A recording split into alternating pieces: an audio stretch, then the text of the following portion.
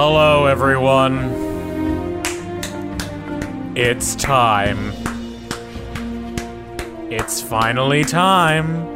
I can't wait. Oh my god, I'm so excited. That hurt my ears. For those who are new to this, we have been warning about this movie for a very long time. Yes, we have. I am the Wash. I'm RandomBystanderHere. And I can't follow that up. I'm not happy, Wash and Kirby fan. Why Not not? happy. Why ever not? Oh, I just realized that was an incredible reference. Yes, it was! I caught it, don't worry. Thank you! This is Good Dinosaur. Let's talk about our experiences. You two go first. Was it me? Oh yeah, it was me and Yeah, it was you two first. before we talk about the theater, can I first talk about like the years leading up to this movie? This was announced some time ago as like the Pixar film with dinosaurs, something like that. And it was originally gonna come out November 2013, and then it got postponed. And in its place was a movie called, let me see, Frozen? I'm not sure about that one. But anyway, it was originally going to be 2013. They extended it to summer 2014. During 2013, the news came out that the original director had left. So it was moved to 2015 to come in, and which was the scheduled release for Finding Dory. So, and as the years were coming up, I remember like trying to follow this for so long. There was no like poster, and when there was like one poster that came out, like the link for it didn't work. Yes, I remember that. And it was, and the design was completely different. Finally, the movie showed up. We were trying to do it, all three of us, but instead it was me and Kirby fan. And when we came to the theater, first off, the short that came before it was so much better than Lava that we immediately thought, why wasn't that the short that came before Inside Out? And Lava. Yeah, no, the short was super good. Yeah. I forgot about that. Sanjay's Super Team, I believe it was called. Oh, that was so good. That raised my hopes so much before it got crushed. And then like the movie was going, and it was feeling kind of odd. And then there was a particular moment, which we'll get to, where we were flabbergasted. I was laughing. I hate to spoil my personal history. I was guffawing throughout the whole movie. There was a particular moment where the shock of it, we had to like stifle ourselves because there were like children behind us. The movie progressed and we were like, oh my god, what in the hell? So I kept my mouth shut and said, hey Random, I'm willing to watch this movie again with you if you'd like. And he said, sure, that sounds great. So I took it over. So we went together, and that second time was mostly me watching Random. I wish I would have been there. For a particular moment that I knew was coming, I didn't even look at the screen. I just turned over to Random and just watched him go like, what? And trust me, we're going to talk about that. But needless to say, this has a very storied history with us. Random, what do you remember about this? Kirby fan, do you want to say anything? I mean, I feel like I should, even though I'm the one that usually goes last. I feel like if I don't say anything now, I'm not going to be able to speak for the rest of the podcast. So I will just throw in that after Wash and I saw this movie, we were discussing it, and I remember bringing this point up. I remember saying, this movie reminds me a lot of a Western. You said this changed directors, right? And Wash said yes. Mm. And I said, I think the previous director kind of wanted this to be a Western a little bit. And Wash, just kind of said, okay, I can see that. Maybe not. Who knows? And then later that day, we were doing Good Dinosaur research because That's what we were doing. That's what we did. I realized as how that sounded teenagers. after I said it. But we were doing Good Dinosaur research, and one of the very first articles that I found was the Good Dinosaur was originally meant to be a Western. Yes, it was. And that was a very good memory. Probably my best, probably my favorite memory of. Well, that's. I was gonna say my favorite memory of the movie. That's not entirely fair. The short was good. I got my mouth shut. I'll be having my water. Have a great time, Random. Hang on a minute. Just talk about your initial experience. Random. First off, I remember getting home from work one day, and I was just up in my room watching a Christmas special of some sort because it was the weekend of Thanksgiving, and I think I was getting home from Black Friday or Black Friday weekend. A rough shift, a very rough shift indeed. So, I get a message from my good pal, The Wash, and he, like he says, Random, I wouldn't mind seeing Good Dinosaur again. Do you want to check it out?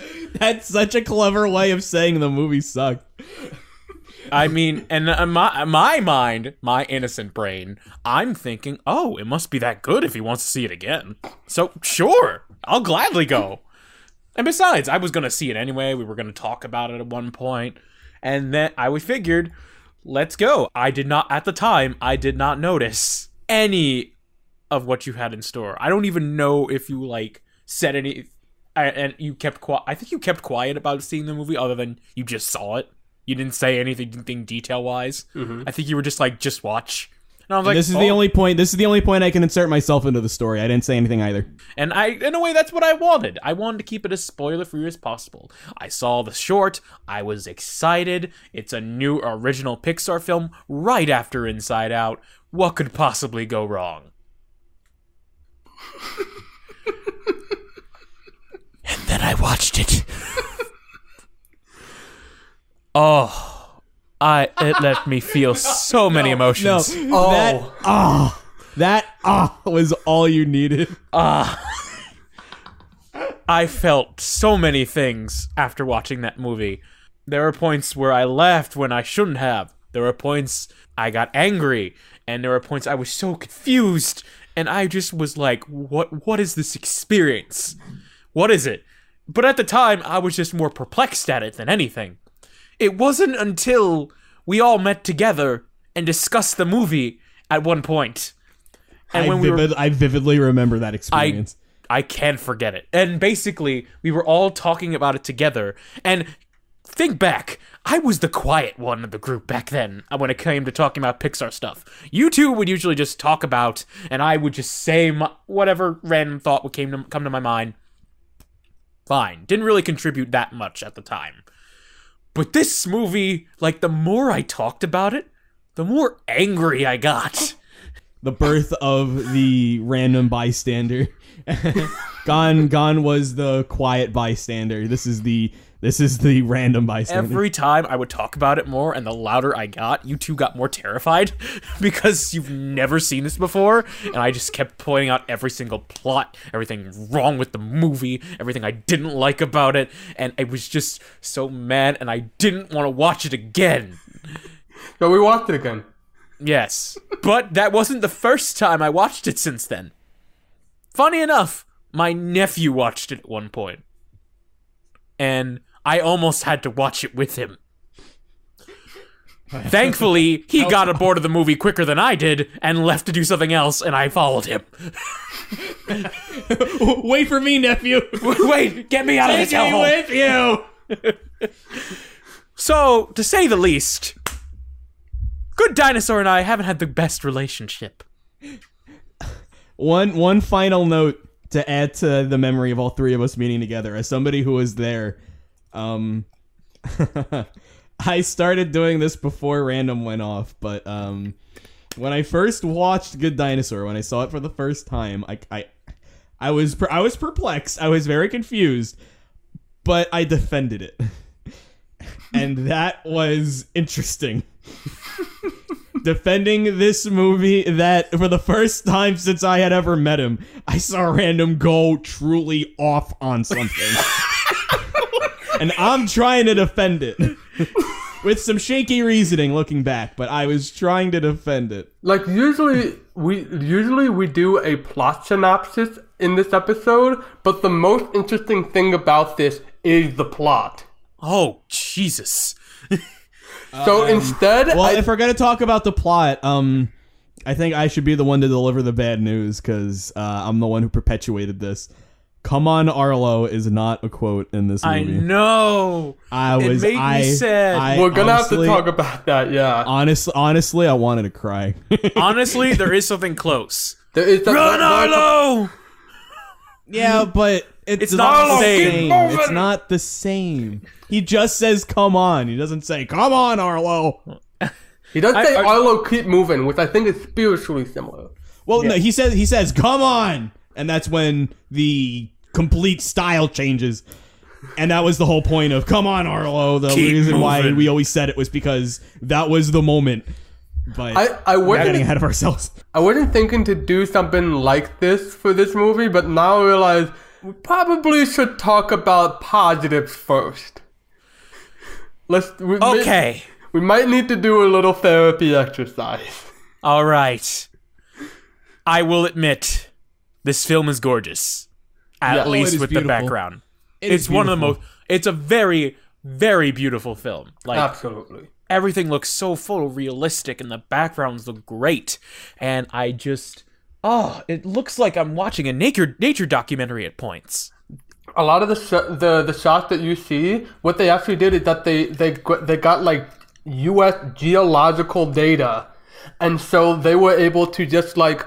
If they pick out a location and then they can just render it, and then add their own like little bits of style so that they can crank out however many shots they need without being like, oh god, this is way too much. Yeah, it works. And it works. Gorgeous. I kind of like the idea of very realistic and gorgeous landscape against very cartoony characters that give nature, which becomes the primary antagonist, a very foreboding feel. You kind of just brought this up, at least in the moment, not really fully realizing it, but having nature as the antagonist, the primary antagonist, is very, very interesting. Nature isn't an antagonist that you can have, speak words to make you really feel it. It's something you gotta experience. Yeah. And a lot of this movie is Arlo experiencing nature. Yeah. Absolutely. And yeah. I mean, obviously, it was. I would say it was done a hell of a lot better in Finding Nemo. Yes. God.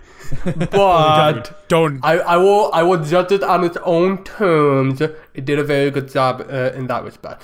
But since Random already claimed like the nature and the environment, I'm gonna claim I can't remember the name of the actual like dinosaur, but that one. It's not a Triceratops. Oh God, no! I have his name in the notes. His name is. His first name is Forrest. What is his? His name is Forrest Woodbush, played by Peter Sohn, the director of The Good Dinosaur.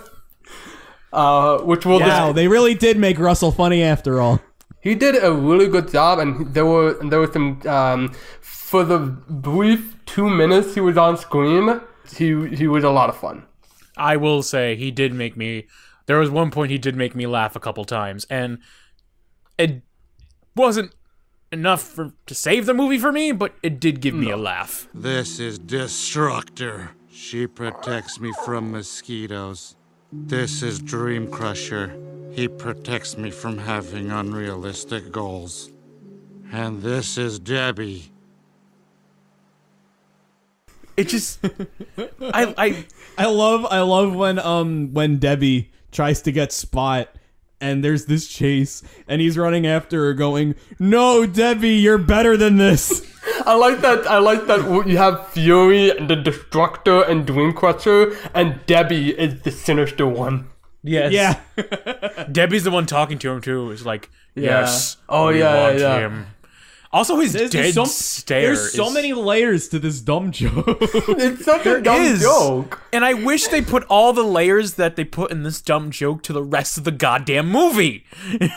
We'll get to that when we get to that. We'll get to that when we get to that. I brought up before that when we first watched this movie, I was the one defending it. And I'm not fully going to defend it, but there aren't very many Pixar movies that I could really consider garbage. It's probably the bottom two, which would be Cars 2 and that one about bugs that a lot of people like. Which, go ahead. I do not think Good Dinosaur is a garbage movie. I'll just say that right now. I don't even really think it's that bad. But the reason I bring up that movie about bugs that a lot of people like, but whatever, is because washed somewhat, but especially random, your relationship with the Good Dinosaur, minus the fact that a ton of people like A Bug's Life, is very similar to mine. So I will just drop this now. I do not think the movie was very good. I do not think it was that good. I did not think it was that bad either. And I will explain while we're going along. However, you are perfectly entitled to have what you think about this movie. I'm probably not even going to disagree with a lot of what you say. I have been waiting for this, and you're tearing into this movie. We need a sequitur, so I am going to say something that will change the course of this podcast forever. Are you ready? We brought up layered jokes before, and what I was going to say was, "Oh, random, you mean there's nothing layered about the hallucination scene?" God damn you! Maybe we should. Okay. You had all right. Okay, the root of we're the going trouble, in hard today. The root of the trouble with that acid trip stems a little further back. Let's say at the beginning.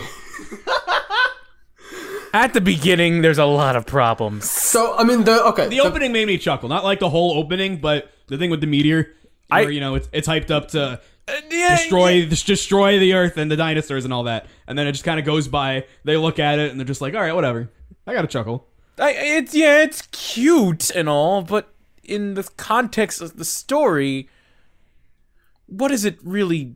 I mean, yes, it makes sure that dinosaurs live on forever, but I don't know, like the 1,000,000-year gap later, you think things would change a little bit. Like, you think the dinosaurs would evolve. Like, dinosaurs, like, before the meteor had existed for millions of years. Yes, I know that, but, like, what I'm trying to say is the 1,000,000 years thing seems like a thing from the last draft story that was just tied on there for just to be there. That was Bob Peterson, who was the original director. That was his original pitch. What if the asteroid missed? And the original pitch was going to be, they were going as far as like a dinosaur society. And it was going to be like Arlo and his family are like Amish farmers. Like they were going to go that route. And they had a lot of issues. So much so that Bob Peterson exited the project. It was passed around to a bunch of different hands, unnamed director, and Mark Andrews, who directed Brave, and eventually settled into the guy who was the co-director from the beginning, Peter Sohn. And I want to first start off, we made a lot of jokes about Peter Sohn, or at least I have.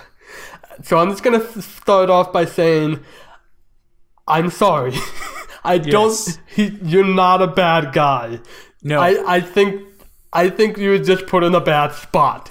I agree. I don't think anyone could have saved this movie. It's just so sad because we discussed in the Ratatouille episode that Bob Peterson was the originally working on the story for Ratatouille, and then when he pitched it, that bombed. So they passed it off to Brad Bird, and he did something very similar with to this, where he just stripped it down of the bare essentials. And spoilers, I think it worked better in Ratatouille than it did here. I mean, honestly, the opening kind of intrigued me. Again, this is just me personally, but it's just so jarring to see, society not advance in millions of years. Because I don't in, the way it did. I know it was a draft of the old story, and they didn't want to do the old story, but I don't know, they just could have... By 1,000,000 years! It just seems so large I remember of a gap. hearing this somewhere. I don't know if... it's just a theory, or if it's something that the movie actually, demonstrates without just spelling it out for you. This, I think, takes place shortly before the Ice Age. It's never explicitly said, but there are a few clues. Namely, at one point in the film, one of the first snow comes in, and one of the T-Rex said, awfully early this year. That plus... humans coming into the picture, it times in very well with the Ice Age. So there's also some dark implications. I don't know if the actual number of years ties properly into when the Ice Age happened. Probably not, knowing how much, I don't know. Probably not. Let's just say probably not. They did. But they just wanted to get this movie out the door at that point. But the idea that the dinosaurs without the asteroid would function normally, but the Ice Age would. The implication here is that the Ice Age would probably be around the point where the dinosaurs would begin kind of going down. Yeah. I just like it because if you think about it, the Ice Age would be at least the point where the dinosaurs would lose their complete dominant status. It makes sense. I will say that it's possible. It's possible. I mean, but it's not the main focus of the movie. That would have made it probably more interesting. But yeah, honestly. But then you would have Ice Age 3: Dawn of the Dinosaurs, or whatever that's called. Oh God, you're right. You're talking. You don't want Skips the squirrel or whatever his name is. Scratch? Stick the squirrel. Scratch. All right, we need to. Isn't his name Scrat though? Oh, Scrat. Oh, Scrat. Oh my God, Skips. Look at you, the Ice Age expert. Well, it's better than this movie. Okay. Can I say one quote that I have saved? I didn't remember this from my first time watching, but when I watched it again, it just all came back to me. Go ahead. I'm gonna leave my mark. You'll get your mark. You just need time. I didn't want that stupid mark anyway. I wrote that. Oh my God. I wrote that in too. That was such. That is like literally and when I mean literally, I mean actually. That is the sequence of dialogue. I'm gonna make my mark. You're gonna make your mark. Forget it. I don't even want that dumb mark anyway. That's such a script snafu. That should have been looked at before animation even began. Like, this movie's hilarious, guys. Oh God.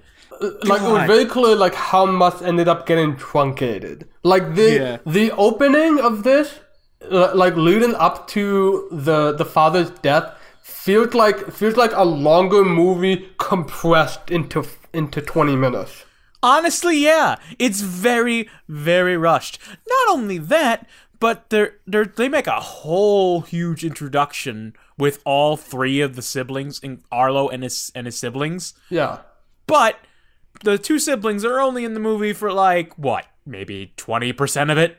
Maybe 20% is being. Once the father dies, they don't show up again until the ending, and they don't have any lines. They're just in the background, just chilling. Sure, they have moments where they make their mark, which, by the way, that's a whole different issue. But, well, I have to say, they just underutilize the characters, especially since you think that they're going to be more of an impact. But then again, it's kind of fine that they don't make an impact because the sister doesn't really do anything other than just a tease. And the older brother is just the bully character. Kind of like Monsters University, only not as dumb. So, it's a blessing in disguise that they're both not really in this, but at the same time, why? Why include them both? They're hyped up way too much, considering. They're hyped up way too much. Considering they're in the movie for all of 5 minutes. Can you believe that originally there were going to be 3 siblings plus Arlo? I was going to bring that up. Then it went down to just the older brother, and then they added a sister. Why? What does she do? She doesn't do anything. Hey, she doesn't do anything. But what? She does one thing, which is still not nearly enough considering how the beginning of the movie introduced its characters. Yeah. But what does Buck do? Hit something with a tree. What does the girl do? Mow her head in the dirt. What does Arlo do? Go on a whole life-changing quest after his father died in order to, like, get back home safe. That's how he makes his mark. The other two earned it just fine. I didn't want that dumb mark anyway. To also say, like, we didn't talk about the parents who were kind of... But can I say, like, real quick that, like real quick. Character design. I have a beef to pick with you, Wash. It is because of you that they look like fingers. I did not notice that on my first viewing. It is your fault that they look like fingers. I forgot you said that. They do look like fingers. Oh my god. Specifically, like, whenever they have a shot from the neck up. Oh my god. The huge problem is that their neck is as broad as their head. Arlo is just an awkward pinky The brother is the thumb. The sister he's the is God. Is the ring finger. The father's the middle finger, and whatever finger's left, that's the mother. But you know why the father is the pointer finger. But you know why the father's the middle finger? Because he just goes "fuck you" and leaves the movie. That was another thing that was gonna be further extended, because one of the big problems in the in the original pitch was that they were juggling the boy and his dog character, with in this case is Arlo and Spot, the father and son relationship, and the dinosaur society. And the dinosaur society was originally gonna hate Arlo, and then it was like, we can't think of anything to do with this. So like we said, we were talking about the mark thing, and that was imposed by the father, and then like Arlo is really sad because he's just really scared of the chicken. By the way, why do they breed chickens? Yeah, why do chickens exist? Why are they farmers? I mean, okay. I totally get that if it's like the T-Rexes, because they're like ranchers, and they use the chickens for. I can only assume like eggs. That's all I can think of why they would want to keep around these chickens. But there's no eggs. There's no eggs. Nothing. There's no eggs. They just. They have grain. They said you don't have to like them. You just have to feed them. And it's like, okay, but why? Why? What do they do for us? But anyway, they just chase Arlo. I mean, they're their neighbors. What do neighbors ever do for you? They chased my son? Okay, I'll feed them. I really don't like that this movie has cartoony animals and also realistic animals. Oh my god, yes. Really, I don't like it either. either. If the dinosaurs, not even the dinosaurs, just like Arlo, his family, and the more peaceful dinosaurs, the herbivores. Yes. If they were cartoony and they could talk and all that, fine. There are violent animals in this movie. The pterodactyls, they're not necessarily aggressive, but T-Rexes. The T-Rexes are carnivores, yeah. Yeah, they're carnivores. So, kind of by nature, they're raptors. violent. But they're still the raptors, cartoony. the Ratzenberger raptor. I forgot. What was John Ratzenberger in this movie? Yes, he was. We'll kill him! Yeah. Oh, that's him? That's him. Yeah. Okay. That was him. I took a picture of that because that looked awful. Like that shot where just like flexing, like, we kill him! Literally, it was just John Ratzenberger saying, "We'll kill him," and collecting his paycheck. That's all. He just like, oh, all right, I'm out of Good Dinosaur now, thank God. Well, you're really shitting on John Ratzenberger today. I mean, he's great, but they don't give him much to work with. They haven't given him really much to work with, even in Toy Story 4. But that's a whole different ballgame we're talking about. So we'll get to that when we get to it. Arlo's trying to feed the chickens, and he's not doing it, and he says, forget it, I don't want that dumb mic anyway. And the dad wakes him up in the night and take him to the fireflies scene. Yes, the fireflies scene do not work like that. Yeah, no, they do not. They're not just like, you don't just blow on them and they light up. My thing is that there's like, if this was a video game, there'd be a firefly on every pixel. That is not how fireflies work. Oh my god. What was I going to... my thought was, and this could be because the remake just came out earlier this week or around this time, the moment I see them in the field of stars, I'm just like, I think to myself, look at the stars, Arlo. The great kings, dinosaur kings of the past, look down at us from those stars. It just looked like the Lion King to me. In fact, there's a lot of moments that resemble the Lion King in this movie. Too many moments. There's too much Lion King in this movie. Oh my god, especially when the dad died, but we'll get to that. Yeah, in fact, you're the Lion King expert, so I'll let you have the floor on that, obviously. So the firefly scene happens, and it's a bonding thing, I guess. Even though I wasn't really moved by it, but that's another thing that I'll talk about. It's for the plot. And then at the end of that it says, "I got a job for you." And then in the morning, Henry the dad tells him to kill the critter, who we later found out is a human.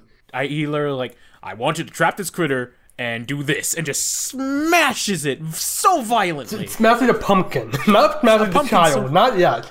Yeah, I know, but like, and at this point we're like, oh, they're not gonna do that, but just you wait. This movie goes to places we don't want it to go. Arlo, he takes guard And then the critter shows up, the human child, and like Arlo is like freaking out. He's so scared, and Spot, the human, he like gets choked up in the ropes and suffocates. Arlo, he thought he had the gumption to kill him, but instead he releases the rope and lets him go free. But Henry's like, Arlo, what are you doing? What the fuck? Pretty much. Beat your shit, son! Let's go over to the forest! I'm gonna give you what for, you motherfucker! That was literally, those are actual lines in the movie. It was weird. Yeah, a little weird to say fuck in a Pixar Pixar's film. getting a little more risque. So I get to I almost get why Henry has Arlo do this job, because the brother would not actually care about keeping his eye on the log, and the sister is probably busy doing other stuff, or she would be off doing other stuff instead of that specific job. Arlo is aware of his surroundings to a fault that he would be the first one to notice when the critter gets caught. But why? Especially if you were standing there the whole time. Why would you have Arlo be the one to kill the critter? That makes no sense. Like he thinks that the kid that is terrified of chickens is gonna kill someone. Exactly. And when Little faulty there, hey, Mr. Daddy Dino. And when Spot runs away, he's just standing there. He was there the whole time. He was just watching. Like, oh my god, he's like, why'd you let him go? Yeah, he saw him let him go. He saw it. We're gonna take care of that critter right now. And can I just say, this may be a good point to mention it, I don't know why, most of the father just seemed pretty phoned in when it came to voice acting to me. Yeah, no, I agreed. Yeah, he just was like, I'm just doing this to get my paycheck.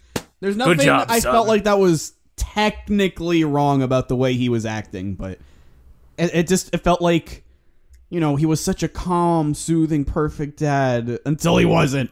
Yeah.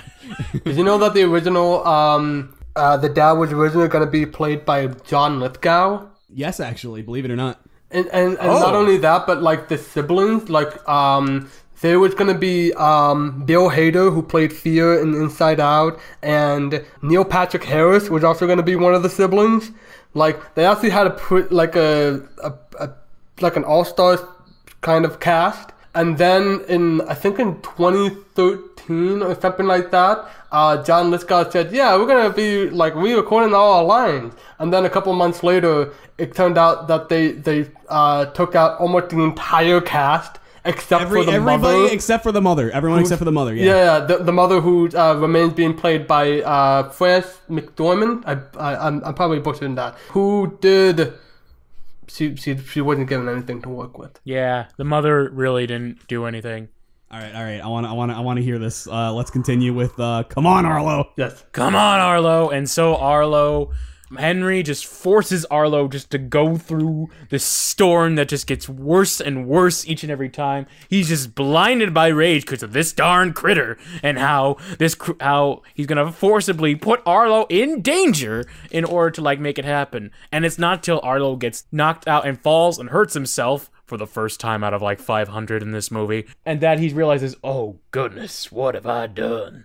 And just, I don't know. And then he's like, all right, let's get you home. Sorry, I had a nervous breakdown.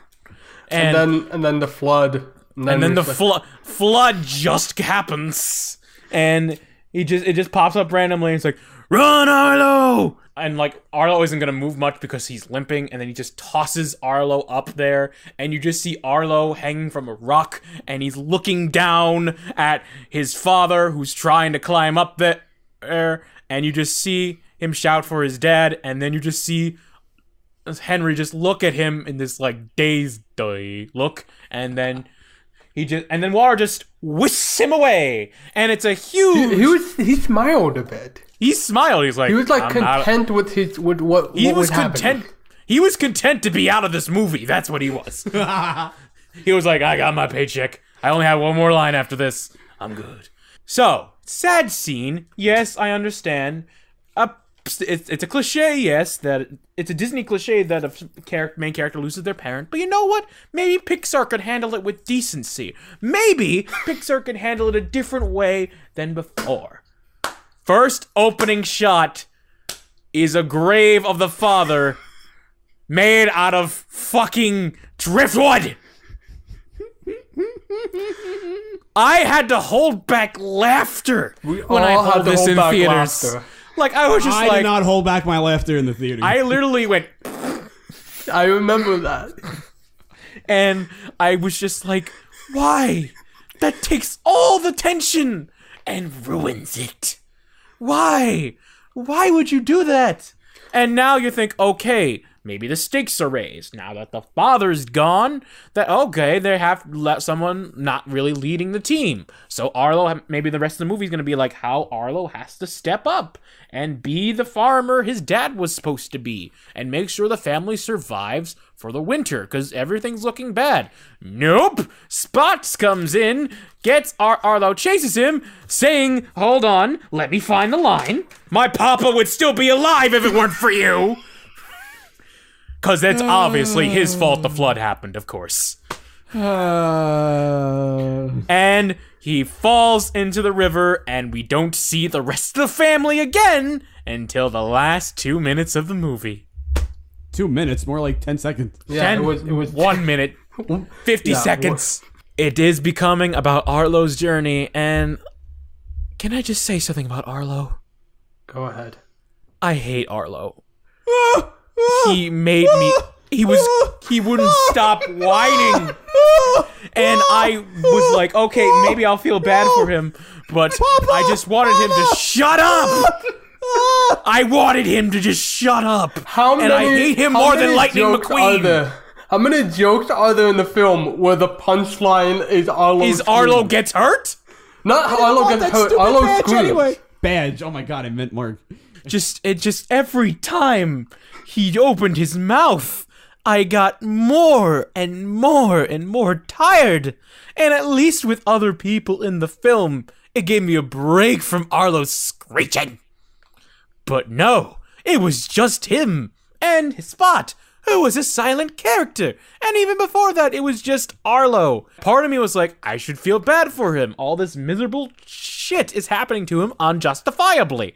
But at the same time, he's just constantly whining and constantly screaming. And he's repeating stuff that's already told visually. Why? Couldn't you develop his character a little bit quicker? Yeah, they really dragged out his development. It's a worse version of what my issue with Jessie was in Toy Story 2. Way worse. If you remember that far back, I remember my problem with her was that there were just too many scenes of her being like vile that I didn't really like because it was well founded if it wasn't so drawn out and long, but there was way too much of it. But Jessie was also not the protagonist. Yeah.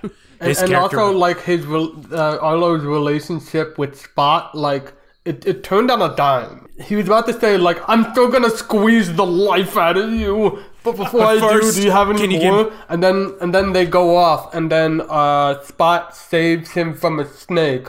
And then Triceratops comes in. And then not Triceratops comes in, and then they play like a game of name Spot. And for some reason, like Arlo suddenly becomes invested in this, and it's like, why? Well, to be fair, he's the only reason you wanted to squeeze the life out of him. Like 5 minutes ago, he used you as a bridge. Yeah. Exactly. But at the same time, he's the only reason he got food in the first place. But still. You name it, you start to care about it. Well, actually, it's once you name it, you start getting attached to it. Yeah, that's it. First off. I modified First off, it if you're going to reference it, do it properly. Second. Modified it for the Good Dinosaur. God. Do I have some fun here? Jeez. All right, I'll see myself out. Come on, Arlo. Come on, Arlo. But there's a lot of problems that happened in between that I'm trying to think about. Here's... Oh, yeah! Hold on! Whoa. First off... Okay, first off, This is what you wanted, KirbyFan. I'm really happy about this. First off, yeah, there is one point where it's like, oh no, like you did mention it, oh no, I lost my home, my family, when that was obviously stated. Second, there's a lot of times where this movie gets unnecessary graphic and violent. Like, especially like right before, like when he's like under the tree and he's and Spot's like trying to be nice and trying to feed him. He gives him a lizard, which is like gasping for air and nearly dead. and it's just like the lizard didn't gross me out too much. That's later. That's nature. The bug. Yeah, the bug. The bug. Ooh, the bug, where he just pulls out a bug, it's on its back, crawling, but Spot doesn't want it to get away now, so he just casually rips the head off the bug. One of the grossest things that will probably ever be in a Pixar film, I hope, and at least not in this movie. And I hope that it never is done again, and it grosses out Arlo, it grosses out the audience. Spot doesn't think anything of it, and I wonder, why is it in a G... Is it G-rated? The bug was going too far, but I like that scene as an establishing moment for Spot to learn that... Well, not... Okay, it's also pretty good for the kids in the audience to know that Arlo is a herbivore. Yeah. That's It never comes back later in the movie. That's what the problem winds up being, but it is a very good way of visually showing and not spelling it out needlessly, which is a big problem with the movie. So this is the problem with The Good Dinosaur. It really has that problem of spelling things out, but the things that it decides to not spell out are things that are, like, they're cool, but they're not important. Arlo being an herbivore, visually showing that and not spelling it out, that's pretty cool. I like that. There's value in that. But it never comes back. The thing is, there are like two scenes in between, like Arlo falling in the river and Arlo coming, and Arlo like finally letting go of Spot. There's maybe like two scenes that are actually important. This is more like a vignette, like just a series of things that happen. You said earlier to make fun of Arlo, I missed my family. 2 minutes before that line. Oh, we're doing it? We might as well. Oh, this is the best part of the movie. This was the point where it elevated the film from confusion to special. So during one of those vignettes, the scene before it is when they're swimming in a pool.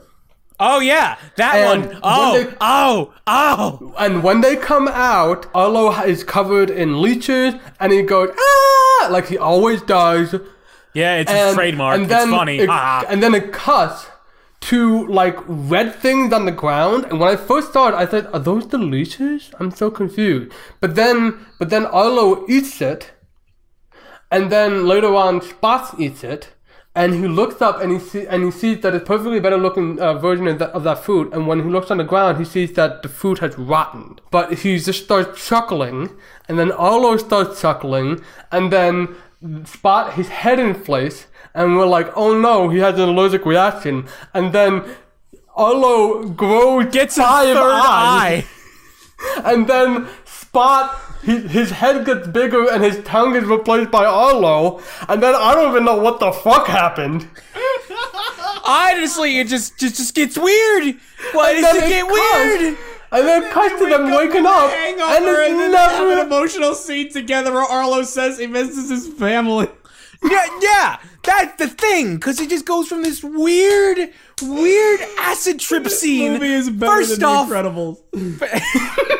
I have a story real quick. I was telling my coworkers that I'm about to watch The Good Dinosaur, and he said, "Oh yeah, I actually kind of liked The Good Dinosaur." And I said, "Well, it's kind of weird. Like it had that one like acid trip scene," and he's like, "The what?" And when I explained to him that oh yeah, he ate some food and like they go into like. And it's like, oh, but his head inflated, so that was like an allergic reaction. And they're like, no. Arlo grows multiple eyes. And like, he forgot all of that. How? How do you forget that? How do you forget that? I remember one of the blog posts after this movie came out where like somebody said, hey, does anyone else remember that scene in The Good Dinosaur where they have an acid trip? And here I am, it's like, why did you forget? What? Yeah, like that's sadly one of the most memorable parts of the movie. It is hilarious precisely because of its placement. Exactly. Like it's right before that is when Arlo and Spot are growing on each other, and directly after is when they have this emotional moment at night in the fields where Arlo explains family to Spot. But you can't. Sandwiched directly in the middle of that is Five-Eyed Arlo. But you can't take the which was happy. Definitely, that was definitely like a Bob Peterson. Bob Peterson is something that, like, that was so clearly like a writer's room. Let's see what we can get away with. And they got away with it. They should have cut it, but they didn't. And you know, the emotional scene isn't that bad. Some of it is actually told visually even, because they do the whole circle thing. And he's like, you won't understand, I guess. But, like, Spot shows his circle, and he shows that, like, his two mother and father stick, and himself stick, and he just knocks down the mother and father, just showing that they're dead without any words. And then Arlo knocks down his father's stick, saying that his father's died, and that shows that they both lost people they've cared about. And so it's such a great visually told moment, but it is ruined because of the acid trip scene before, and no one will stop talking about it and not take the other scene seriously. And so therefore the scene is ruined. I just threw my notebook. Oh my god. And then, like, after that, they have after that there's like a thunderstorm, and I barely remember what happened. He had like flashbacks. He has flashbacks to his father saying, "Arlo, move! Run, Arlo!" My favorite thing by far was that the storm had teeth. Yeah. It had teeth. And I was like, oh my god, it's a giant mug from Pokemon. My favorite thing is, this is purely a me thing, but, like, he wakes up after the storm, and, like, he looks around and it's like, where's the river? And all I could think of, where's the road? Where's the road? What the road? Oh, if only it was like that exact scene has happened, but it's supposed to be dramatic, and I'm not buying it. Nothing's dramatic after that acid trip scene. I'm sorry. That's one of the things that unfortunately makes it kind of this movie weak for me, is that, like, it is fascinating, but I was not engaged a moment. I couldn't find anything to latch onto. Like, it felt so screenplay. Exactly. Oh my god, the whole beginning felt like Save the Cat. I bet you can like very easily place out like the pterodactyl that show up like in the storm provides, like they show up, they disappear, and then they show up again. At the very moment where it's supposed to be like a downtime. Oh, I remember you guys brought this up to me a while, like when we were talking about it a long time ago. This movie felt like a video game. There's one line that not Triceratops says. He is yours now. You must take care of him well. And it literally sounds like dialogue after getting a new party member from a video game. The part that really made me feel... NPCs is the word he used to describe it. That was the word. The NPCs were the word. Specifically, that scene in the storm where Arlo first meets the pterodactyl. It just kept going to like a reverse shot, and it felt like a Sam and Max game where Arlo would ask a question, and then it cuts to the NPC pterodactyl saying something wacky, and it cuts back. Like, I'm almost expected to see dialogue. I'm almost expected to see dialogue choices under Arlo. It really felt it felt weird. Oh my god! And when the pterodactyls, by the way, not exactly a twist villain, they actually wound up doing what Toy Story 4 did, kind of, like trying to be a twist villain, but right away showing that they're not. Only Toy Story 4 handled it very well, even from the beginning, when Good Dinosaur just handled it poorly. And there's one point where, like, they save, and I think I said this to you in the theater, Wash. There's one point where the pterodactyl goes, "We could use your help, little buddy. Want to accept this quest?" And he's like, "Sure!"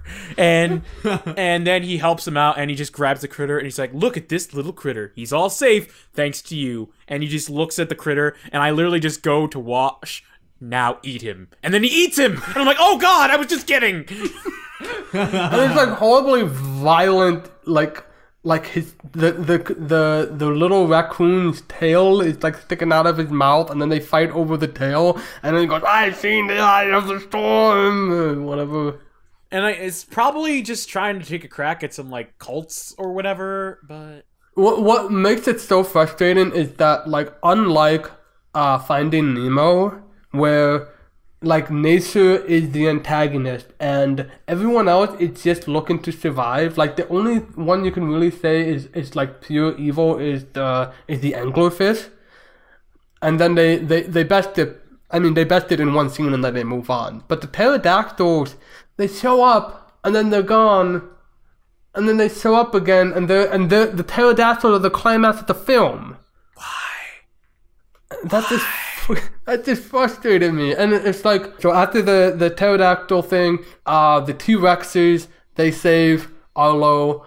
The T-Rexes have, because they're carnivores, they're cowboys. Yeah.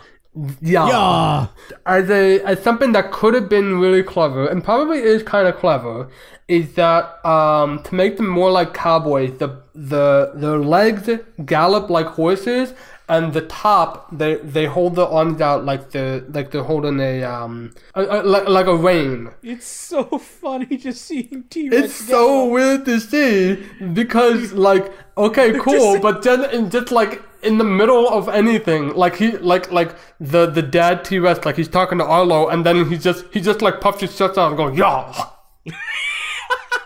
It made me laugh so hard. It's just, oh my god, like, I get it, you want to make it, it kind of just switches genre for that good fraction of the film. Mm-hmm. And it's just like, I forget the other dinosaur, I don't know any of the dinosaurs' names. At all. I just know it's old-timer dinosaur. And one of them was named like, no, Purvis was the name of the raptor. I didn't even write that. Oh, Ramsey was the sister, and Nash was the brother. I do not have the name of the father. I don't remember either. It was mentioned. I just don't know it. I just know him as old-timer. Old-timer T-Rex. Like, and then some raptors show up, and then they're gone. And then they have a kind of fight. Raptors show up, and they just do their thing. Arlo attacks one, and then the T-Rex slaps it. He doesn't attack them. He like shoves them. Yeah. And then like the dad takes care of the rest, and he like throws them. He throws them into the sky, and they like disappear like Team Rocket, and they just move on. They have a campfire scene where Arlo realizes that like it's not about like getting over your fears. It's about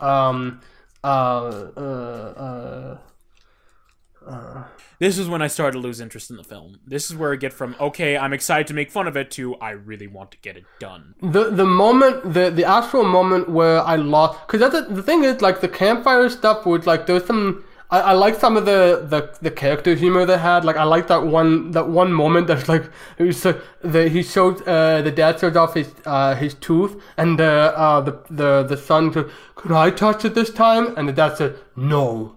And it's just a pause for like a full second, and it's like it made me laugh. And the part that made me lose attention was as soon as the humans showed up. Oh god, I forgot about those. Because like that was a central part of the film. It totally was, and not just in the last third. And hey, Kirby fan, you've been kind of quiet. I mean, anything I wanted to say, I had to say like 5 minutes ago, so it's I don't really remember. You keep going. I'm sorry. I feel bad. No. You know, you're good. You're good. Yeah, that was the point where like he says we have to go home, and I said why, and then they just move on.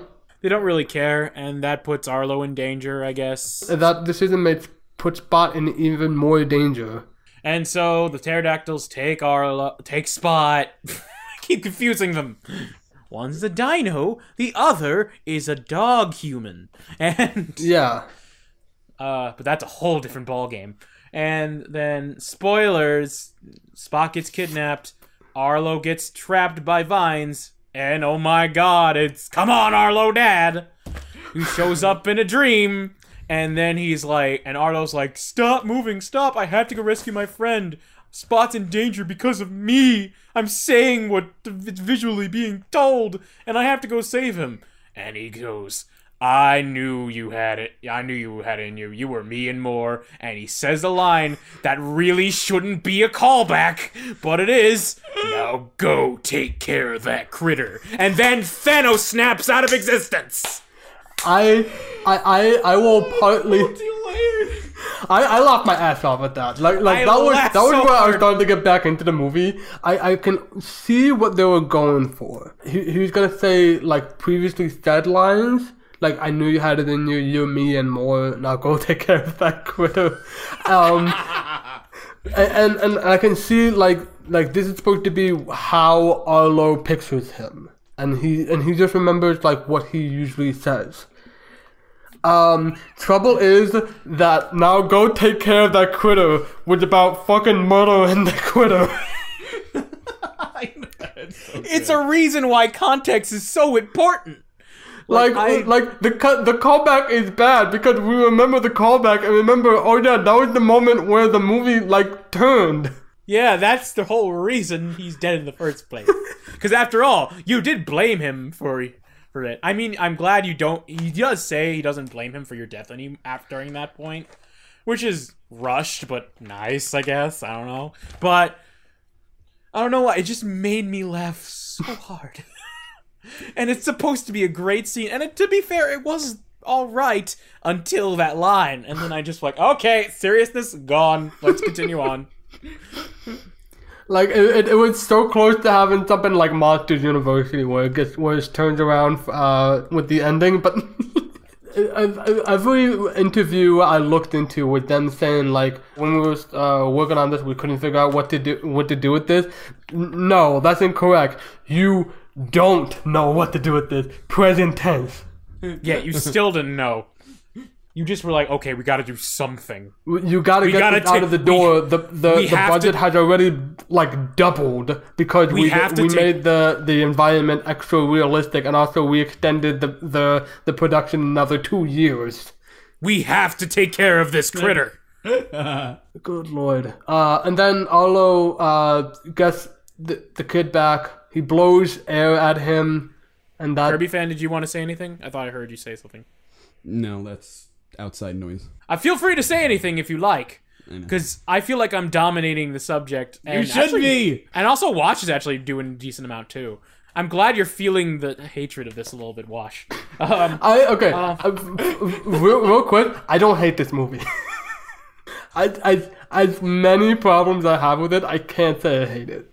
But yeah, and then the humans come back again, and then. Hold on. We got to talk about the pterodactyl fight. Because it's just... First off, Arlo enters yelling, of course. When does he not yell? He's literally yelling throughout the entire movie, whether he's going, ah! Or whether he's yelling triumphantly, yeah! It's the same thing. Yeah! Yeah, and it's just like, it's so annoying, and my ears hurt. And at one point, we just see some more gross out visuals of like the pterodactyl's wing being pulled off. Oh, it's just so... It just doesn't need blood to be gross. And the funny thing is, where like you see the pterodactyl fly away, and he just throws a stick, and you just see it fall, and they just go, and then he just falls to the ground. Is that supposed to be funny or dramatic? I can't tell, but I'm laughing anyway. It's funny, but for the wrong reasons. Yeah, if it was funny, they would have added a sound effect. Gonk. So then the humans... Yeah, the humans. Yeah. Arlo realizes that Spot needs his own family. So he joins the Croods. So he joins the new family. They adopt him. The Croods. And Arlo, to prove... to like tie everything together, he draws a circle around the family, but all I'm thinking of, that's one long neck. That's one long finger. Dang, I was just gonna say that. Leave me to it. He heads back to the farm. It mimics the shots from the beginning with the father, except this time it's Arlo. So this is how we see that he's matured.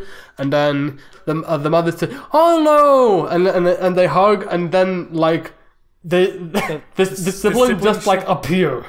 Yeah, they're just like, oh, hey, we're in this movie still. I had to rewind and check that they were in the beginning of that shot, in the very beginning, like in the far corner. But by the time like it pans over, you don't see them you just see them like look up, and then they're off frame, and then they're just back on frame again. Oh my god! Oh god! And then Arlo puts his foot on the silo. He made his mark. The end. He made his mark. I don't want that stupid mark anyway. This movie has so many the whole problems. point of this movie, he really did want that stupid mark anyway. So, God, this movie has so many plot problems. that is the end of the timer. However, Random, you were going to say something before Wash was going up. So we just did. We didn't even talk entire about the good- episode has been one long plot synopsis. Yeah, honestly, because this plot is awful. And we didn't really talk about Spot, who isn't too bad in the movie, but honestly, he has the Disney cliche of acting like a dog, like every other Disney movie, but it's a human. But it's funny because a human's a dog this time. Okay. Okay. All right. So, You two go first with your final thoughts. I didn't hate it. What was an odd experience about this was that like watching it was definitely I can kind of say it was entertaining. It was entertaining for all the wrong reasons. There was so much more that we can talk about that we just couldn't contain. Like we went on for so much longer the last time we talked about this film, but Oh, yeah. it's a fascinating mess. Like it's just kind of sad. Like this movie was so close to being their next Newt. Like the film that they talk about and they hype up a bit, and then it just goes kaput. And like similar to Newt, like this film had references in two previous Pixar films because the schedule kept changing up. Like there's a original design of Arlo in Monsters University, and then there's the back of Arlo's body in Inside Out. Because I guess they were still trying to figure out what Arlo was going to look like. Because he was originally going to be like gigantic. And the kid was going to be like a little bug. And then they had problems with that because it was like, it just felt, it was like my best friend is a bee. I believe is what Peter Stone said. So they like, okay, let's squeeze it down and make Arlo a kid. And it didn't work. That didn't work either.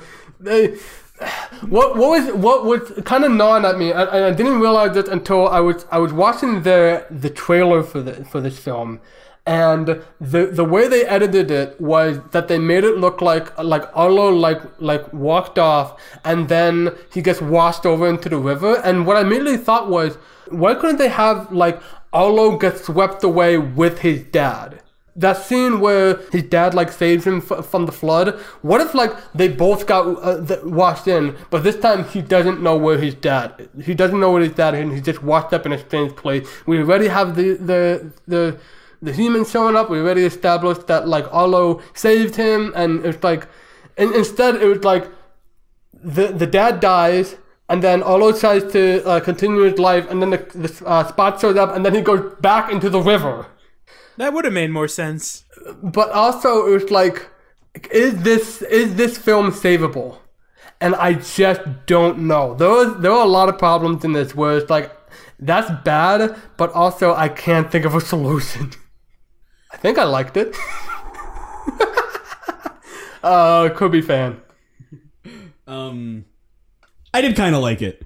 So a lot of the problems you two have with it, I fully agree on. It's just there are things that I like about it that that you two definitely did not agree on. I kind of liked the whole thing of characters not really sticking around. I liked that it was I don't like him either, but the movie was about Arlo's growth, and I like that the movie stuck to Arlo. It didn't really go.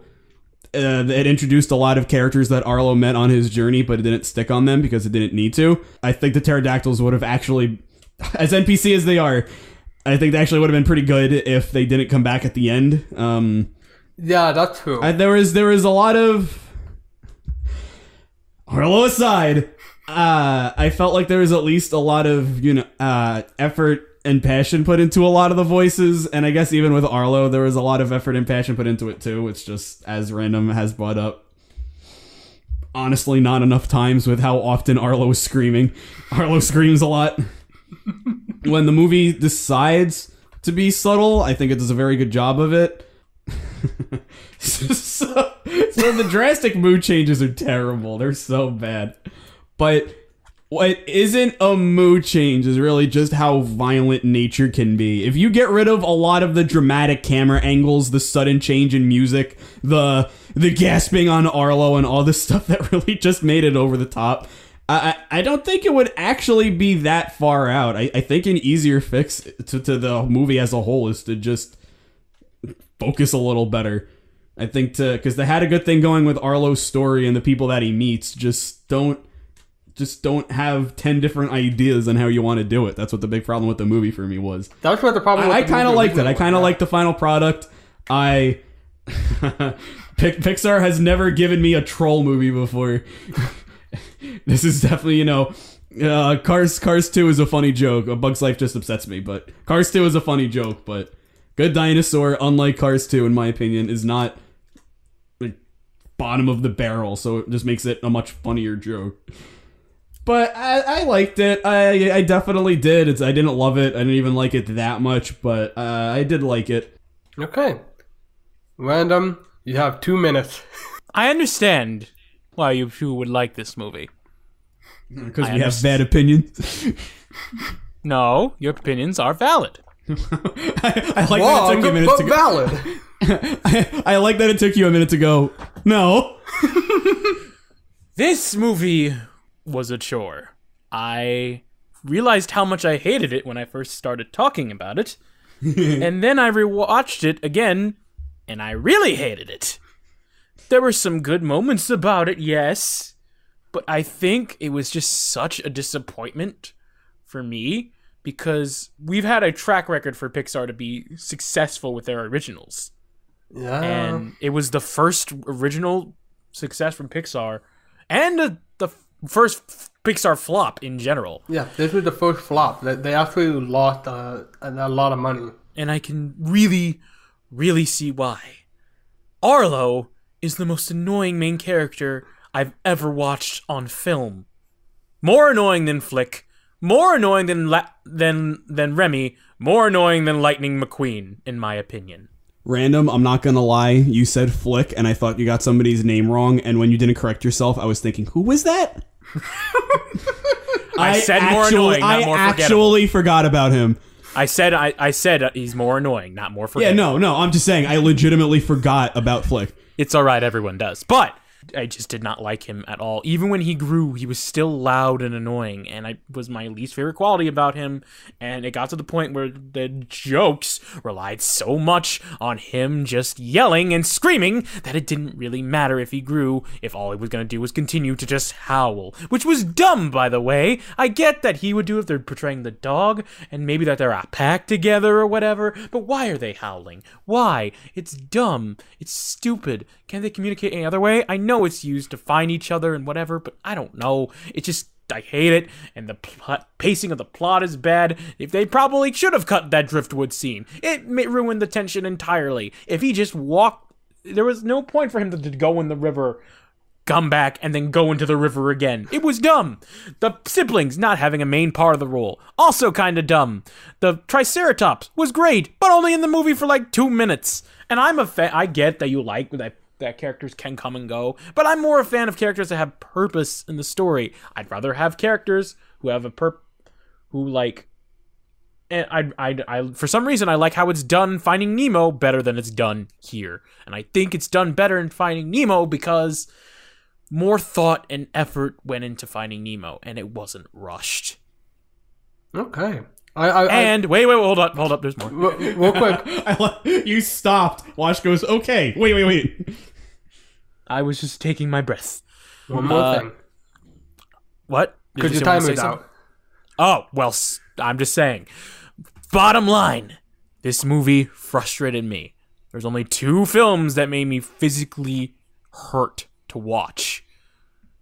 Cars 2 And this one physically made my head hurt. And I did not like it at all. I didn't like it in the beginning. I still don't like it. And it is... I just don't feel like I'm giving it justice because I'm just so mad at it. And I just wish that it would...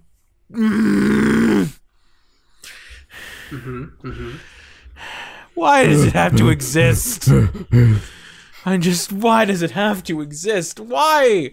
I mean, I don't blame Peter Sohn. He did the best he could, but he was just given a botched project.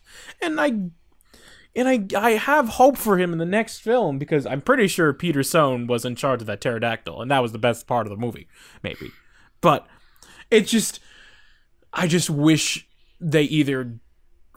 I wish they knew what to do with it more. Like, I will drop this. A lot of what we were talking about for the good aspects, I noticed you two were saying a lot, oh, that was probably Peter Sohn. And a lot of the stuff that was just like, oh man, a lot of that was Bob Peterson. So maybe if this was Peter Sohn's project from the start, and it wasn't going all over the place, who knows? Maybe. This film really, really disappointed me. And I just hate it. I hate it. I hate it. I hate it very much. I don't want to see it ever again. Okay. This is I'll save for later. I was gonna say real quick because I completely forgot about it. When this film came out, they were advertising the Inside Out Blu-ray more than the Pixar film that was currently in theaters. Yep. They wanted to sweep this under the rug, and for good reason. They really wanted to sweep this one under. Yeah, they didn't want people to see egregious. It came out on Thanksgiving weekend too. Yeah, it worked. While it worked for Coco, it did not work because the story wasn't good. Nothing was good. Okay, I'm done. Okay, so this is what I wanted. I'm sorry. I'm sorry. Yeah, this is what we all wanted here. So I don't usually rage. There's two things that made me rage in my YouTube and streaming career: Mario Maker and Good Dinosaur. Okay. Well, in that case, let's put everything to a rest and let's get into the rankings. Before we do, I need to change my ranking. Oh, we're doing this again. Incredibles is going up. Let's go. No, it's actually somewhere near the bottom, if you can guess it. Are you breaking the tie? I don't know if I'm breaking the tie or not. This is just my personal decision because when I was ranking this, I saw this in the list and I'm like, nope, that just doesn't work. You did what I did. I'm happy now because I'm done with Good Dinosaur. Sorry. Do you know what? Can you make a guess? You're swapping Cars 2 and A Bug's Life. No. Random, your guess? I'm just connected. Hold on. I'm looking now. It's in the bottom. My guess is that you're putting Brave over Toy Story 3. Incorrect, but you had one of them right. I am swapping Ratatouille and Brave. Dang it, I was gonna guess that too. Wait, Brave is worse than Ratatouille? I honestly, because you know what? Inside Out, it changed something in me. And I think my original decision was that Brave was better, like, in a technical sense. Trouble is, I would absolutely watch Ratatouille over Brave. Even though it had, like, a really bad protagonist, I just love the fuck out of Skinner and Linguini. Like, there's just so much fun, like, slapstick with that. And the women stuff frustrates me a lot, but Brave was a very muted experience. That was one of the films where I was feeling kind of like stressed watching. Not nearly as stressed as Cars 2, but that was one where it's like, this isn't working. Okay. So that it might break the tie. Actually, it might. Break the tie. I think it does. I think it does. Well, that depends on what happens to tonight's film. Let's rank The Good Dinosaur. So I'm gonna need some time. I'm sorry, this is still tough for me. I'm just gonna read the list as of the previous episode without considering my swap up from the bottom up. Cars 2, A Bug's Life, Ratatouille, Toy Story 3, Brave, Monsters University, Toy Story 2, Cars, Toy Story 1, Monsters Incorporated, WALL-E, Up, Finding Nemo, incredible, and Inside Out. And I have to note that as of now, Monsters University and Brave are tied for 10th. Oh, that's definitely going down.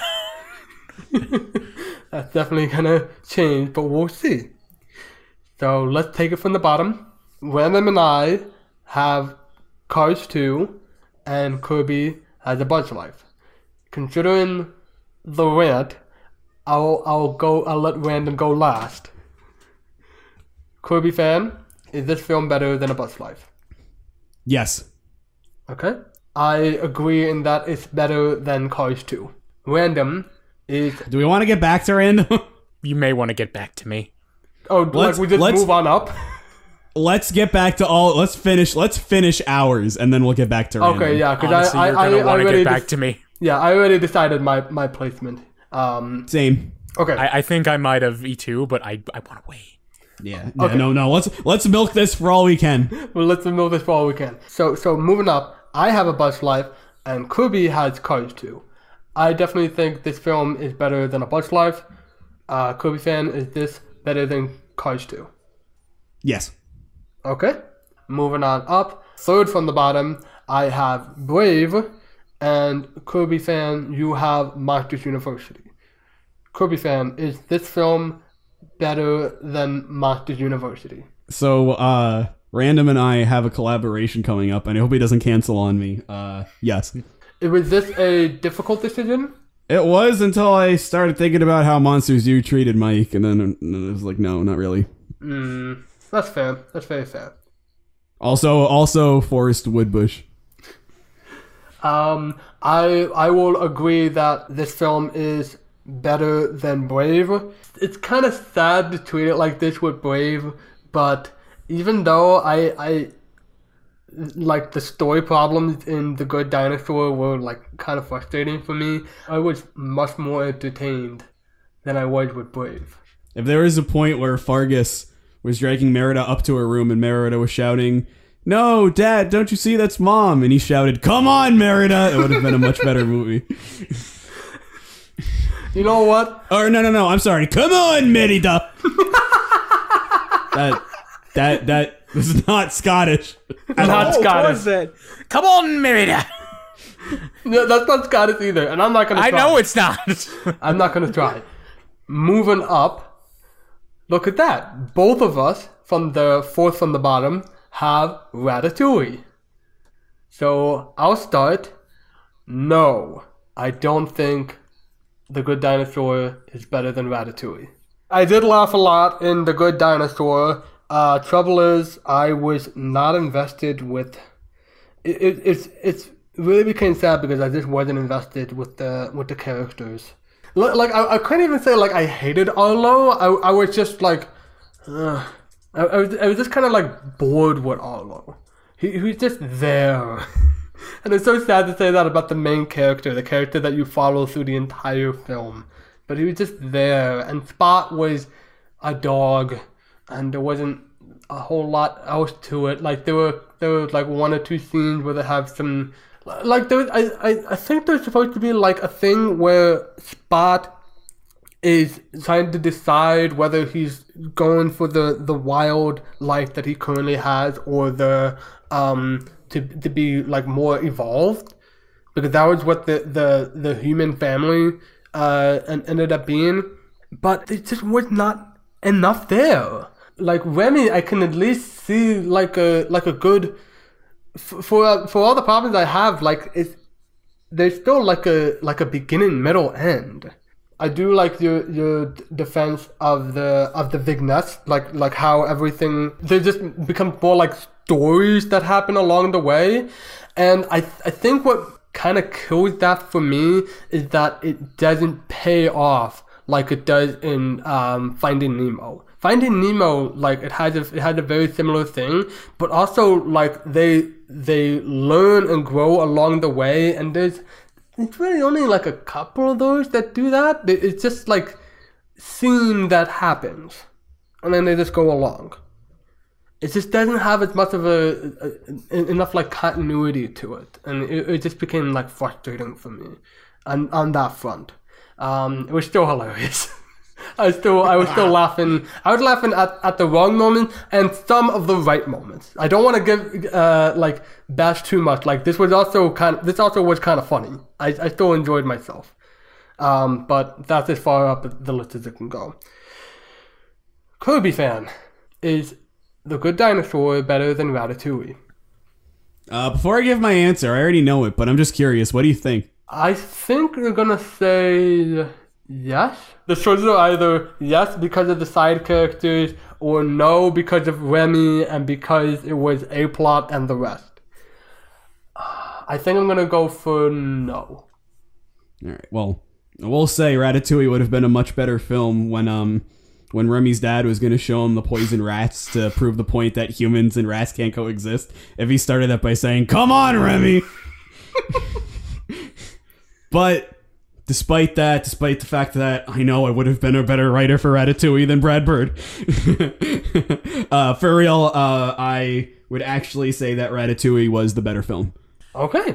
It's a pretty close call. I feel like it's probably closer than it is for you, but it's not like that close. Ratatouille. So here's the thing.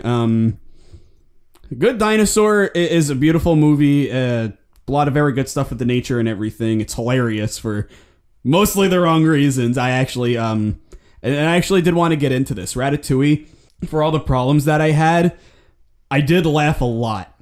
Good Dinosaur, I actually did not think was very funny, and that is the breaking point. I've said this so many times. I'm pretty simple when it comes to comedy. I'm very difficult to please when it comes to drama. Just because I bury myself in comedy. I love comedy. Yeah. Drama is fine, and especially if it's used to heighten comedy, I really like it. But on its own, I'm the flip flop of what most people are. Most people see drama as the standard to set, and comedy enhances it. I see it as the reverse. I see drama enhances comedy, and Good Dinosaur I didn't think was really all that funny. Forrest Woodbush, hilarious. Ironically, funnier than Toy Story 2. But like actually speaking, I did not think it was very funny. And I know I'm going to sound like the wash here, but I don't care. I'm going to say it anyway. Ratatouille had Skinner. And that's all it. And to be Good Dinosaur, that is all it needed. Yeah. I do like Good Dinosaur though. I like it a lot more than I like Monsters U. I will give it that. I do tier mine. I have Monsters U in the bottom tier, and I have Good Dinosaur in the low tier. So there's enough of a gap, in my opinion, between the two.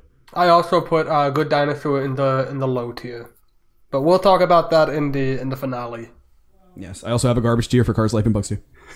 I have a Cars, Life, and Bugs 2. That's what I just said. Cars, Life, and Bugs 2. That's what I just said. Cars, Life, and Bugs 2. It's not a Bugs Life 2. Bugs Life didn't even happen. The best part of Toy Story 2 was when they murdered Bugs Life. Oh my god, tell me about it. Well, it's time to go to the man of the hour, Random. Now you have to rank it. Is this film better than Cars 2? KirbyFan, I know now how you feel. Hey, at least not a lot of people like Good Dinosaur, you know? Both Cars 2 and Good Dinosaur made me physically hurt to watch. And they're both terrible films. Good Dinosaur has some great things going for it, though. Like, it does have the not Triceratops, who's funny, although in 2 scenes. And the film is gorgeous, but I have such a deep hatred for it. And it's because of the plot being a mess. And I think the inner writer in me is just mad at it for not being what it should be. And I wish it was canceled altogether instead of what it turned out for what it was. I think it's worse than Cars 2. Wow. I was not expecting that. I was not expecting that either. But I was really hoping, because I knew you would put it above A Bug's Life. Below A Bug's Life. That's what I meant. At least, so it's still below A Bug's Life, but at least it's also below Cars 2. Like, it's that bad. If it was better than Cars 2, but worse than A Bug's Life, grr. But that's not what happened, so we're good. So not only do we have a unique number 1, we have a unique bottom film. I think I have Yes. to explain it a bit more because do. Oh no, absolutely, Absolutely absolutely, do. absolutely. because I mean, again, they both made me angry, and again, it's very slim, like so slim, but with a combination of it, one, making Pixar lose money, two, disappointing me and my memories and Torrit. Like, this is how I feel personally. It's a lot of it is personal preference. Like, and three, I thought about it and I was like, if I had to watch one last film, Cars 2 or Good Dinosaur, I didn't want to die hearing Arlo's voice screaming at me. You wanted to hear Mater's voice instead? I'd rather hear You your... wanted to see that toilet scene as your final moment? You know what? It beats Arlo. Oh my god. Come on, Mater. And at least I can laugh at the beginning. Oh my god. Cars 2 had such a Goofy good opening. Wow. Like, if anything, it made me realize what a disappointment Cars 2 was not. Like, at least I knew what I was going in for with Cars 2. Like, I knew it was going to be not that great. This one, I had somewhat high expectations, and it dropped. It crushed it.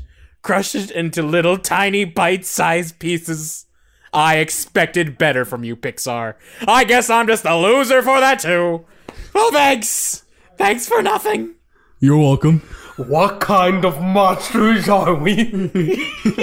Squidward was always there for us when it was convenient for him. I should have said Pixar. Pixar was always there Pixar? for us when it was convenient for him. And again, it's very, very slim. Like, it's Good Dinosaur, Cars 2. Ugh, it's so slim. Just as the way, like, you felt angry after watching A Bug's Life, Kirby fan, I hope you understand. Absolutely. No, this how is Good Dinosaur made me feel. This is pretty much exactly the same thing. I have a short story before we close, but that comes after the rankings. I'm surprised as much as you are. Okay? I didn't make that decision till just now. I'm just relieved, and this is gonna tie into what I have to say soon. But I'm very relieved that you have a good. Well, okay, you know what? I'm happy that we all have a least favorite that's unique. It's cool. I like it. It demonstrates that we all have we all have different priorities in terms of films. Yeah. You said this last time, Wash. You look at our favorites, and you can see what we look for in a movie. Yeah. Which, very good point. But now you can look at our least favorite and see what we don't look for in a movie. Yes. Oh, and one more thing. Yeah. The story problems. As a writer guy who, like, just craves story in any way, shape, or form, it's just all over the place, and that turns me off so badly. Even more than Cars 2. At least it's coherent. I understand. Shoot, I sure did like when I ate rotten fruit and had that hallucination. You know, that would have made I mean, Cars they do 2. have a dream sequence in Cars too. I mean, they do. Oh, God, but they do. But it's a lot more plausible. And you know what? That's sad. He doesn't have a third eye. Or windshield. Honestly, when you say it like that, the thing that happened in Cars 2 is more plausible. That's pretty sad. All right, do the ranking. See what happened. Right before I do, I just want to add into what you said that among my research, I found this one line that I decided that was so precious I had to like copy into my notes. This is from the website comingsoon.net. They're talking about that The Good Dinosaur and Inside Out were coming out in the same year, which was the first time for Pixar. And the line is, it will be even more interesting if this ends up being as good as Inside Out, and we end up with a Pixar versus Pixar face-off at the Academy Awards. But hey, getting 2 Pixar movies in 1 year means we all win. No. Wow, We don't. that is hilarious. We do not win. We lose everything. When I have to make Cars 2 look good, that's when we lose. I love this movie now. Yeah, look, I said it at the beginning. It's better than The Incredibles. I stand by that. Fuck you, Good Dinosaur. Rankings! Rankings!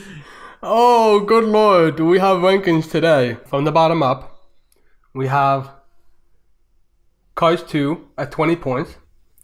A Bug's Life at 21. The Good Dinosaur at 24, Ratatouille at 29, Brave at 31, Monsters University at 32, Toy Story 3 at 32. Damn it! Oh my god! I spoke too soon! Toy Story 2 at 41, Cars at 44, Toy Story 1 at 45, Monsters Inc. at 48, WALL-E at 50, Up at 55, Finding Nemo at 56, Incredibles at 59, Inside Out at 61. Yet again, we have a tie for 10th. God, Why? because of Monsters University is just clinging to the 10th place. This is so funny. This is so fucking funny. It's not. I wasn't even thinking about Monsters U. I was just thinking that there's always a tie, but it always changes. But now that you mention it, yeah, it's Monsters U. It so direly wants to be top 10. It so direly wants to be top 10. It's so funny. It's so wants to be like mid-tier. He's like, no, don't put me with Good Dinosaur and Cars 2, please. I'm not that bad, I swear, the ending's great. Oh my god. Oh wow. So yeah, that's where we are right now. I love how our bottom movies are like 1, 2, 3, 2 on the bottom. Like Cars 2, Bugs Life, Good Dinosaur. When Random put Good Dinosaur below Cars 2, I thought maybe Bugs Life might have been on the bottom, but I did math incorrectly. The main reason that Bugs Life is not on the bottom is because yeah, you both still have a Bugs Life above Cars 2, so that wouldn't change anything. And Random ranked a Bugs Life at the third from the bottom. Yeah. So it's Yeah. a very Good slight- Dinosaur, Cars 2, Bugs Oh Life. yeah, okay, yeah. It's a 1-point advantage. But Yeah. oh god damn it. Well, what a journey. Much like Arlo, we've all grown and changed as a result of this. We didn't scream as much. Actually, Random, you screamed a lot. Oh, I did. You're more like Arlo than you realize. You're more like me than you know. You're me and more. I don't give a shit Go about and the get quote. that critter. I'm drained. I'm honestly, I'm surprised and impressed with you, Random. Why? Well, one, because good lord, this entire episode has been for you. We've been saving this one. Yep. And good lord, it did not disappoint. I'm glad it didn't. Not at all.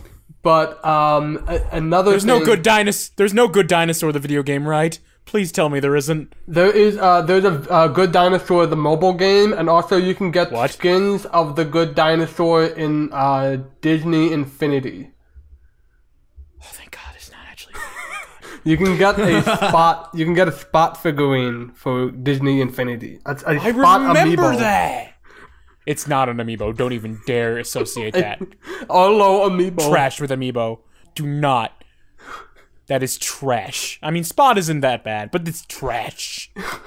So out of all of the movies that we have left, they're all we've gone over this. They're all exciting in one way or another. This one is probably the least exciting of the bunch, but it's still going to make for some interesting discussion. Oh yeah, this one's gonna be interesting. Yeah. Wait a minute. Up next is Finding Dory. That's right. Another sequel. In fact, it was another sequel that was going to be a direct-to-DVD sequel, but we'll talk about that. Yeah. We'll get to that when we get to that. You know what? It just hit me. I don't have to worry about Good Dinosaur anymore. I feel so empty. It's all done. Yeah, that's the thing. We don't have much more to look forward to beyond the finale.